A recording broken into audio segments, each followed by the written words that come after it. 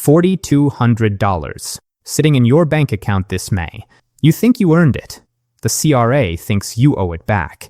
And on September 15th, they are going to send you a letter that proves it. 2 retirees got the same refund this year. One of them pays the CRA twice. The other one does not.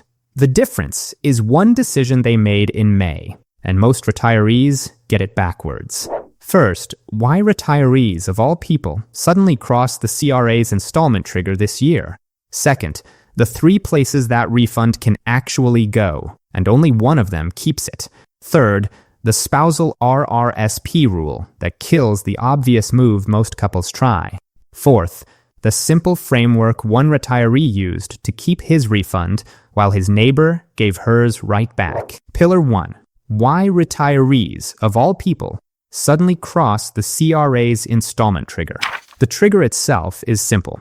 Section 156 of the Income Tax Act says if your net tax owing crosses $3,000 in the current year, and it also crossed that same threshold in either of the 2 prior years, the CRA flips you from once-a-year filer to quarterly installment payer. In Quebec, the trigger is $1,800.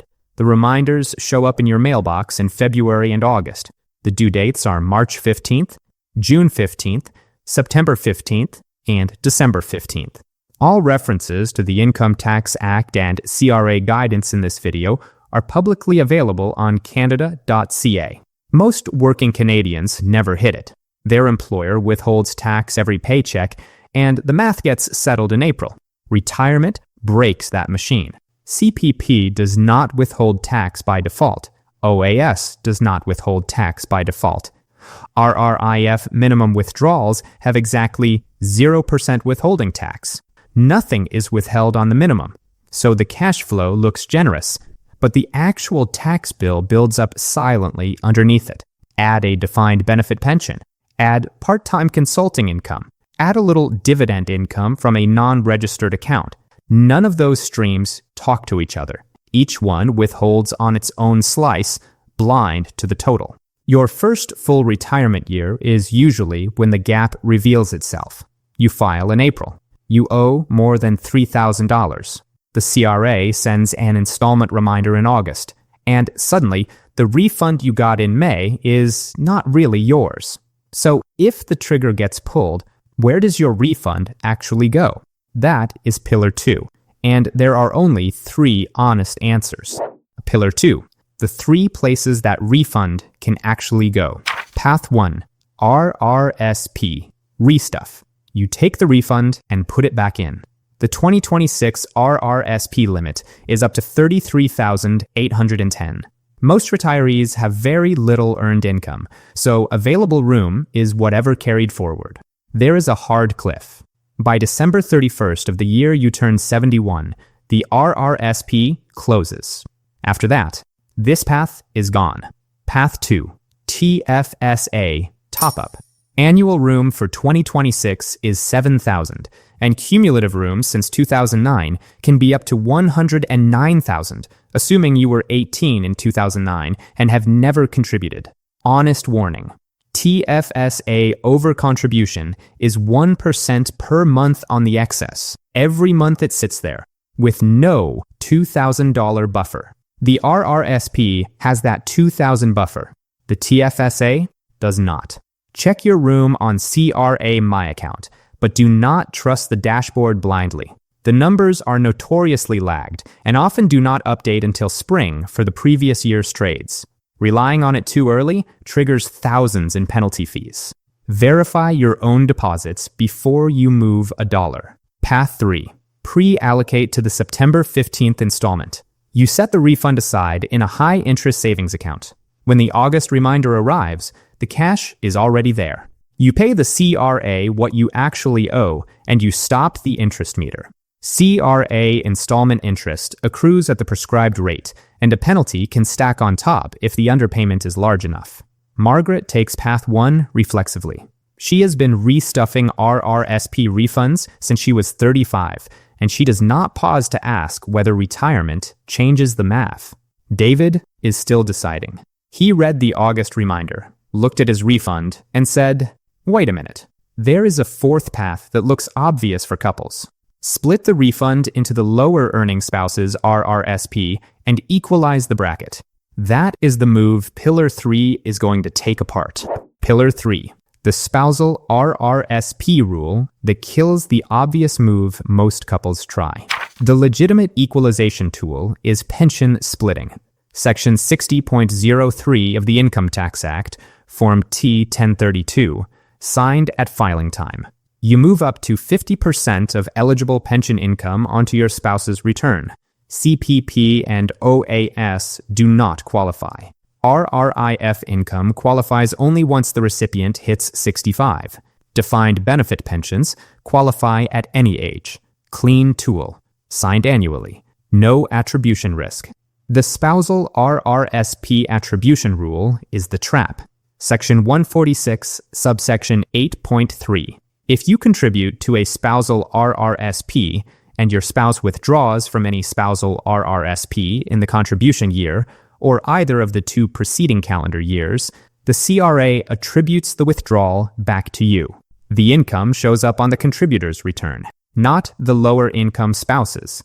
The bracket equalization play just collapsed. So the couple who route a refund into the lower earning spouse's spousal RRSP, planning to draw on it within 3 years, walk straight into attribution. The clean version. If a couple wants real bracket equalization, they use T-1032 pension splitting at filing time. They do not move fresh contributions through a spousal RRSP unless the account is going to sit untouched for 3 full calendar years past the last contribution. Both directions. No new contributions, no withdrawals on any spousal account in the household for 36 months. Before a single new dollar lands in any spousal RRSP, check contribution and withdrawal dates on every spousal account in the household. 3 years clean, both directions. So if path 4 is dead and paths 1, 2, 3 each have edges, what does the actual May playbook look like? That is Pillar 4. And that is where Margaret and David finally split. Pillar 4. The framework one retiree used to keep his refund while his neighbor gave hers right back. The right path depends on your bracket, your registered account room, and your other income streams. The framework below is one illustration. Run the specifics by someone who knows your full picture. Margaret and David. Same Ontario town. Both age 68. Both retired teachers. Both got a $4,200 refund in May. Both will see an installment reminder in August asking for roughly $2,200 due September 15th. That $2,200 is the CRA's rough estimate of the gap between what was withheld at source and what was actually owed for last year. About half the refund. Different math each year, similar shape. Margaret takes path 1. She drives the full $4,200 straight back into her RRSP the second the refund hits her account. It feels productive. Then August arrives, reminder in hand, and she does not have $2,200 in cash, so she sells non-registered units to raise it. If those units are up 15%, that sale realizes about $330 in capital gains, tax owing on roughly half of that. A small bill she only got because the cash was locked up. Margaret paid the CRA twice on the same $4,200, once on the unit sale, once on the September installment. The refund did not stay with her. David allocates. $2,200 goes into a high-interest savings account earmarked for the September 15th installment, ready before the August reminder arrives. $1,500 goes into his TFSA after he checked his room on CRA My Account. $500 stays as a household reserve for whatever the rest of the year asks of him. David kept his refund. Margaret refunded it back to herself. If this saved you even 10 minutes of figuring it out yourself, hit like so the next retiree finds it before August. That framework works clean for 2 healthy 68-year-old teachers. It does not work for everyone. And the next 2 minutes are about who needs to bend it. Before we leave Pillar 4, 4 edge cases that bend the framework. 1. You are 71 or older. Your RRSP is closed. Path 1 is off the table. The framework collapses to paths 2 and 3. The TFSA still works at any age. The September buffer still works. One fewer container. 2. You receive the Guaranteed Income Supplement. The TFSA is mandatory, not optional. The GIS clawback is 50 cents on every dollar of other income, including future RRSP withdrawals. Path 1 actively hurts you. Path 2 protects you. If you are GIS eligible and somebody told you to restuff your RRSP, get a second opinion before you move a dollar. 3.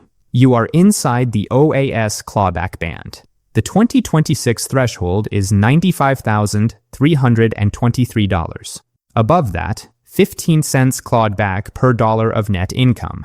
RRSP contributions reduce net income. TFSA contributions do not.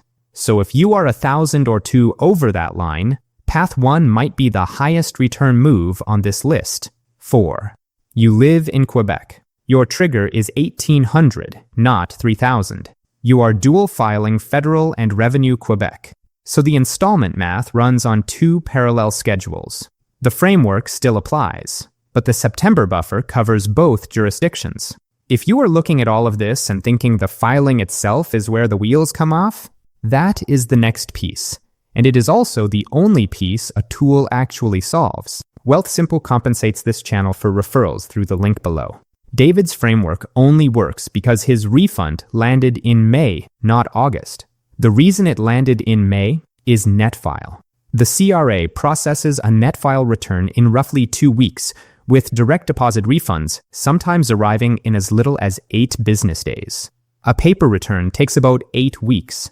An 8-week paper refund lands in late June at the earliest, 6 weeks before the August reminder. A 2-week Netfile refund gives you 4 full months to allocate. That window is the entire framework. Wealthsimple Tax is a Netfile certified online tax filing tool. It walks you through the return and submits electronically. That is the piece it solves. The May allocation timing only exists if your refund is in your account fast enough to plan around the September 15th installment. Honest scope. Wealthsimple Tax files your return. It does not calculate your installment payments for you. It does not analyze spousal RRSP attribution risk. It does not replace a CPA's judgment on which path matches your situation. It is a filing tool, not a complete tax solution. The thinking part is still yours. The link is in the description. Once the filing is done and the buckets are funded, there is one more thing I want to point at. The calendar move that locks this in for next May. Here is the full May to September calendar, the one David runs every year. April 30th, the filing deadline. This year, it falls on a Thursday. Filing through Netfile that week. Mid-May, refund hits the bank account.